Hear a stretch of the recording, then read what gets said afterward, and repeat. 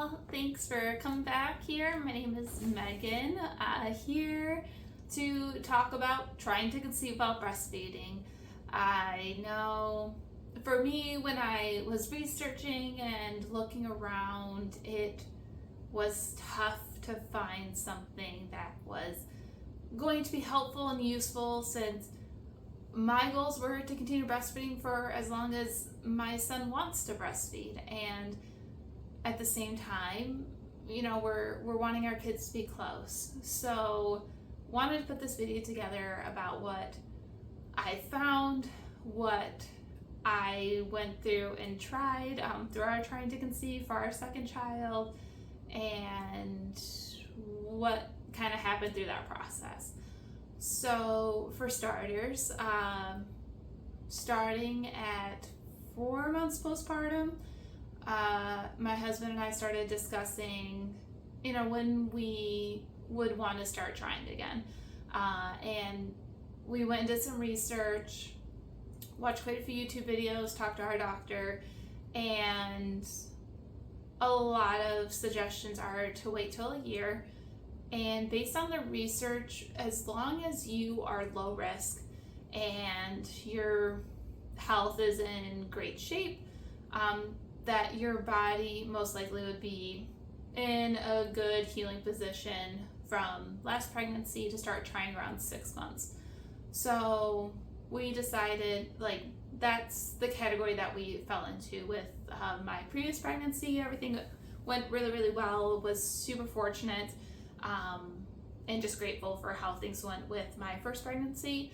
So around 5 months postpartum, we decided to go ahead and start trying.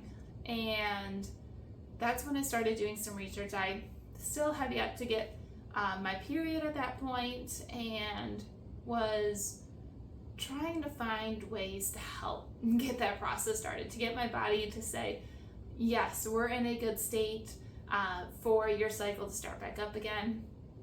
And a lot of the research and studies I found went straight to the point and just said you need to stop breastfeeding because of the hormones and prolactin and how that affects your cycle and ovulation. So that wasn't really the answer I was wanting.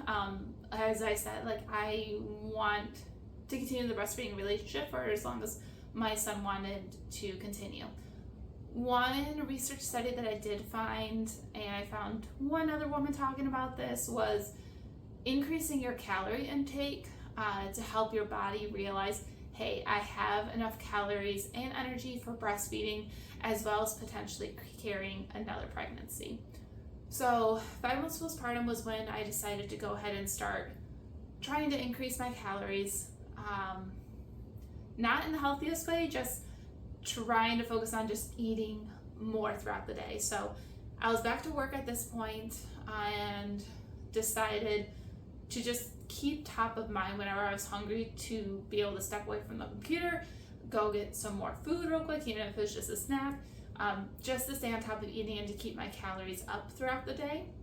And also at 5 months postpartum, I decided to add in LH strips. I've never done them before leading up to this point, but said it's, in my head, I thought it was just another great data point to have, to just see where are my levels even at, what is my body even doing. And so I thought that would be really beneficial information. So 5 months postpartum, just tried increasing my calories and was doing the LH strips. At the end of 5 months postpartum, that 5 month mark, the numbers were really, really low on the LH strips. Nothing was really happening. So at 6 months postpartum, I decided to start cutting back on my pumps.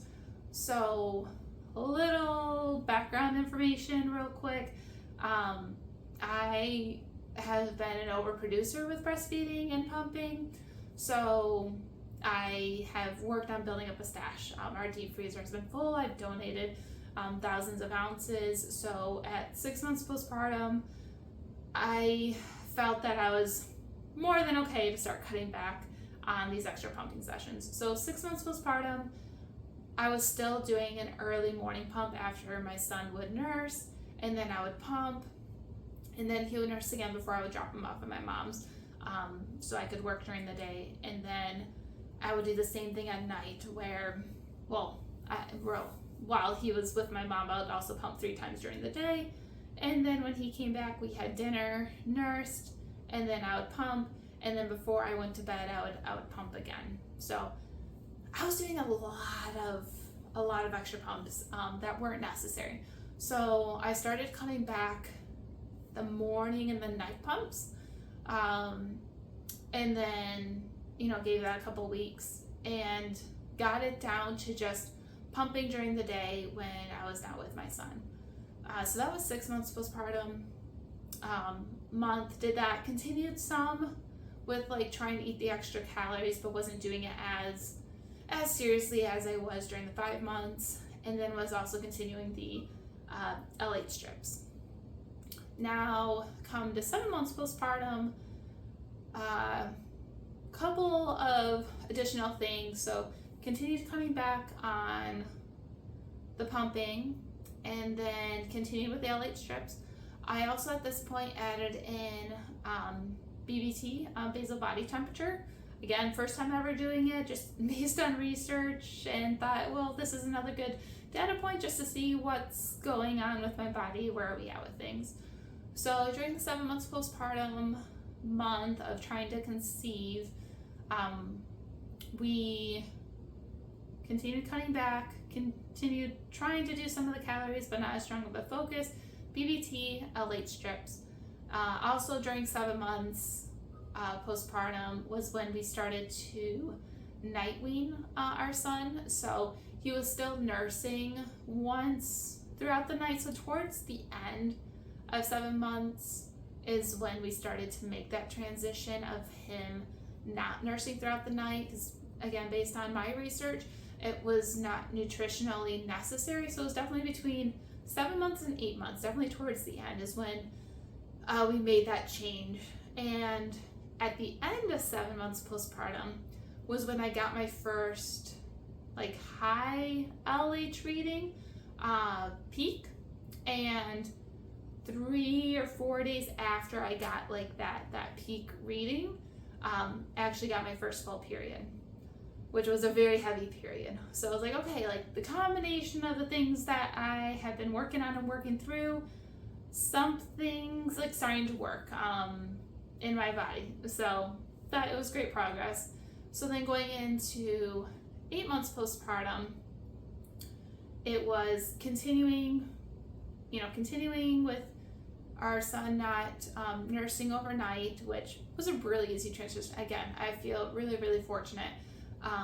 He made it really, really easy for us to transition from not nursing. So he wasn't nursing from like 7:30 p.m. till about 6 a.m. Again, the transition was really easy for that. I continued to cut back a little more on the pumping. So during the day pumps, when my son wasn't with me, I was doing 3 pumps for 20 or 30 minutes, and I cut that back to doing just 1 pump on each side, because I was pumping both breasts for those pumps. So instead when he's with me all day, we would just nurse on one side and switch and nurse on the other side. So again, that was like one more step that I could take, and also know that my supply is going to be still in a great position for him to continue to nurse and get all the calories and nutrition that he needs.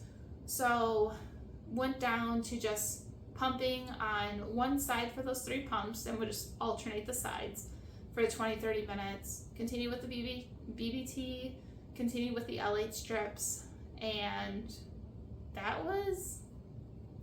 think that was it for the 8 months. Because at the end of 8 months, so when I had my period to the next LH peak, it was 29 days. So again, a very, very late cycle, or a very long cycle, but very late in the cycle to get an LH peak for ovulation.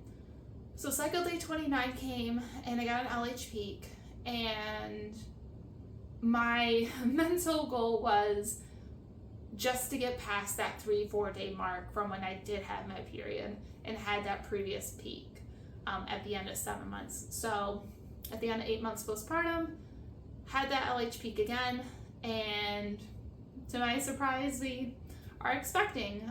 So I really think a combination of everything, the night weaning, the decreasing of the pumping, but still keeping the minimum nursing sessions that my son has been wanting and needing. We've been able to keep up with nursing. I was doing the BBT, so my temperatures they did spike the day after the LH, so everything looked really, really positive, and we're very, very fortunate that it took only 4 months, and just doing some of this trial and error to see what's going to work and help my body, for the hormones to level out and for my cycle to return. So again, really fortunate, and I just really wanted to put this together for any other women who are going through this, who are also trying to conceive while breastfeeding, and that hopefully you can take something away and try it for yourself to see if it works. I'm no professional. This is just my story, what I went through, and I hope it can help bring ease to somebody else, or give you some suggestions on what to try, because it worked out for us in the end, and this is what happened. So thank you guys for listening. Looking forward to seeing your comments. Let me know what questions you have. Let me know your thoughts, and I'm looking forward to next time. Thanks, everyone.